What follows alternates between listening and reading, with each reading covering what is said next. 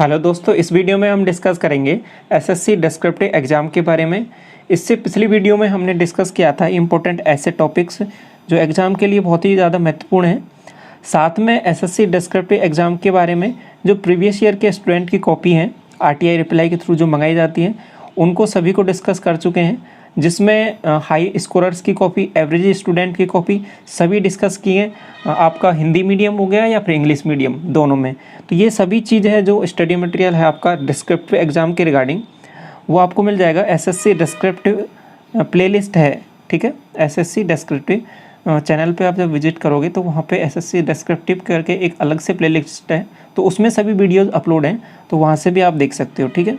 तो इस वीडियो में उसी क्रम को आगे बढ़ाते हुए जो इम्पोर्टेंट ऐसे टॉपिक्स लिए थे उसमें मैंने आपसे पहले कहा था कि कुछ टॉपिक्स हम यहाँ पे कवर कर लेंगे जो इम्पोर्टेंट है अलग से।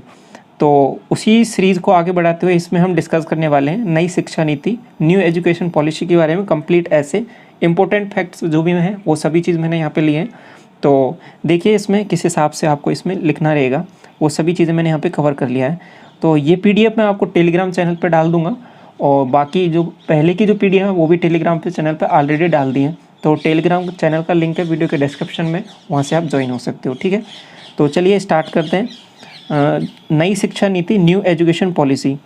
तो स्टार्ट कैसे करना है, देखो स्टार्टिंग में एक आपको एक इसके बारे में थोड़ा सा बताना है कि नई शिक्षा नीति है क्या और ये कैसे अस्तित्व में आई। तो वो उसी के बारे में लिखा हुआ है पहला पैराग्राफ कि उचित बुनियादी शिक्षा प्राप्त करना भारतीय संविधान के अनुसार प्रत्येक व्यक्ति का जन्मसिद्ध अधिकार है। देखो पहली लाइन्स इसी तरीके से स्टार्ट करनी होती है कि आप किसी कोर्ट से हो गया या फिर कोई एक ऐसा रिलेवेंट जो उस टॉपिक से रिलेटेड हो, उससे आपको स्टार्ट करना होता है जिससे अच्छा इम्पैक्ट बढ़े। उचित बुनियादी शिक्षा प्राप्त करना भारतीय संविधान के अनुसार प्रत्येक व्यक्ति का जन्मसिद्ध अधिकार है। सुखी जीवन जीने के लिए तैयार होने के लिए बच्चे के विकास में शिक्षा बेहद महत्वपूर्ण तत्व है। 21वीं सदी में 1986 के बाद में राष्ट्रीय शिक्षा नीति में बदलाव 2020 में हुआ और यह नई शिक्षा नीति 2020 के रूप में सामने आई। तो हमने यहाँ पे शिक्षा के बारे में कनेक्ट करते हुए नई शिक्षा नीति पे हमने यहाँ पे स्विच किया कि कैसे शिक्षा नीति आपके पास अस्तित्व में आई। तो इस तरीके से थोड़ा सा आपको पेश करना रहता है। तो आगे देखिए क्या लिखा हुआ है, कैसे उसको डिस्क्राइब किया है कि पहले की शिक्षा प्रणाली मूल रूप से सीखने और परिणाम देने पर केंद्रित थी। विद्यार्थियों का आकलन प्राप्त अंकों के आधार पर किया जाता था। यह विकास के लिए एकल दिशा वाला दृष्टिकोण था, लेकिन नई शिक्षा नीति एक बहुविषयक दृष्टिकोण की प्रासंगिकता पर आधारित है, जिसका उद्देश्य विद्यार्थी का सर्वांगीण विकास करना है। और नई शिक्षा नीति शिक्षार्थी मतलब जो शिक्षा का अर्जन कर रहे हैं, यानी जो विद्यार्थी हैं, उनके एकीकृत विकास पर केंद्रित है। तो जो नई शिक्षा नीति है उसमें ओवरऑल जो है आपका सर्वांगीण विकास, होल डेवलपमेंट उसका छिपा हुआ है। जैसे कि जो भी स्टूडेंट है तो उसका कम्प्लीटली डेवलपमेंट होना चाहिए, न केवल किताबी ज्ञान के अलावा, ठीक है। किताबी ज्ञान के साथ साथ उसका बाकी का भी विकास होना चाहिए सभी क्षेत्र में। तो वो सभी चीज़ें कवर होती हैं आपके पास नई शिक्षा नीति के द्वारा। नई शिक्षा नीति में बाकी की क्या चेंजेस हुए हैं, तो ये देखिए आगे कि 10+2 सिस्टम जो पहले से चला आ रहा था कि 10th तक आओगे, उसके बाद में आगे स्ट्रीम बढ़ती हैं आपके पास। मैथ्स स्ट्रीम हो गया, आपके पास बायो स्ट्रीम हो गया, और आपके पास आर्ट बैकग्राउंड हो गया। तो उस सिस्टम को किस हिसाब से चेंज किया है कि 5+3+3+4 संरचना के साथ बदल देता है, जिसमें 12 साल की स्कूली शिक्षा और 3 साल की प्री स्कूलिंग होती है। इस प्रकार बच्चे को पहले चरण में स्कूली शिक्षा का अनुभव होता है। तो जो ये पहले का पैटर्न था 10+2 का सिस्टम, वो अभी चेंज होके ये बन जाएगा, ठीक है। आगे देखिए, परीक्षाएं केवल 3, 5 और 8वीं कक्षा में आयोजित की जाएंगी। अन्य कक्षाओं का परिणाम नियमित मूल्यांकन के तौर पर लिए जाएंगे। बोर्ड परीक्षा को भी आसान बनाया जाएगा और 1 वर्ष में 2 बार आयोजित की जाएंगी, ठीक है, ताकि प्रत्येक बच्चे को या प्रत्येक छात्र को 2 बार मौका मिले। नीति में पाठ्यक्रम से बाहर निकलने के लिए लचीलेपन के साथ स्नातक कार्यक्रमों के लिए बहु अनुशासनात्मक एकीकृत दृष्टिकोण की परिकल्पना की गई है, ठीक है। तो यहाँ पे जो देखो जो वर्ड लिए गए हैं, तो वहाँ से आप सीख सकते हो कि किस हिसाब से इन वर्ड्स को यूज़ करना रहता है, ठीक है। हिंदी के जो अच्छे वर्ड हैं उनको यदि आप यूज़ करते हो, जैसे यदि हिंदी में डिस्क्रिप्टिव लिख रहे हो तो ऑब्वियसली एक आपकी कॉपी पे एक अलग ही इम्प्रेशन पड़ता है। तो ये जो वर्ड यहाँ पे यूज़ किए हैं, तो अब ये क्या लिखा हुआ, ये लाइन का क्या मतलब हो गया कि लचीलापन है स्नातक के कार्यक्रम में। जैसे कि आपको ग्रेजुएशन के जो 4 साल होते हैं उसमें अलग अलग ऐसे हैं कि 1 साल में यदि आपने किया तो आपको एक सर्टिफिकेट मिलेगा, 2 साल में आपका एक डिप्लोमा मिलेगा, 3 साल में डिग्री। तो इस तरीके से जो प्रोसेस बनी हुई है उसको यहाँ पे अलग अलग स्तर में यहाँ पे लचीलापन बनाया गया है कि अलग अलग स्तर पर निकलने की एक व्यवस्था है स्नातक कार्यक्रम में, ठीक है। तो ये पहले की व्यवस्था नहीं थी। पहले जैसे कि ग्रेजुएशन होना है वो आपका 3 साल का होगा, जैसे बीएससी का हो गया 3 साल का प्रोसेस होगी, डिग्री होगी 4 साल की। ऐसे यहाँ पे अलग अलग प्रोसेस बनाई गई है। एक पूरा कंप्लीट कोर्स होगा, इसमें यदि वो 4 साल के बाद निकलेगा तो डिग्री मिलेगी, 3 साल के बाद निकलेगा तो डिप्लोमा मिलेगा, 2 साल के बाद निकलेगा तो सर्टिफिकेट मिलेगा। तो इस तरीके से अलग अलग प्रोसेस बनाई गई हैं। आगे देखिए, नई शिक्षा नीति को सीखने के लिए पुस्तकों का बोझ बढ़ाने के बजाय व्यवहारिक शिक्षा के बोझ बढ़ाने पर ज़्यादा केंद्रित है।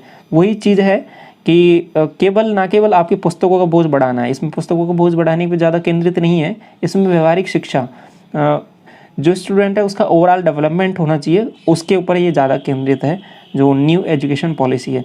एनटीए राष्ट्रीय स्तर पर विश्वविद्यालयों के लिए एक आम प्रवेश परीक्षा, कॉमन एंट्रेंस एग्जाम, ठीक है, सीईटी बोलेंगे जिसको। आपके पास छात्रों को पाठ्यक्रम के विषय के साथ साथ सीखने की इच्छा रखने वाले पाठ्यक्रम का चयन करने की स्वतंत्रता होगी। इस तरह से कौशल विकास को भी बढ़ावा मिलेगा।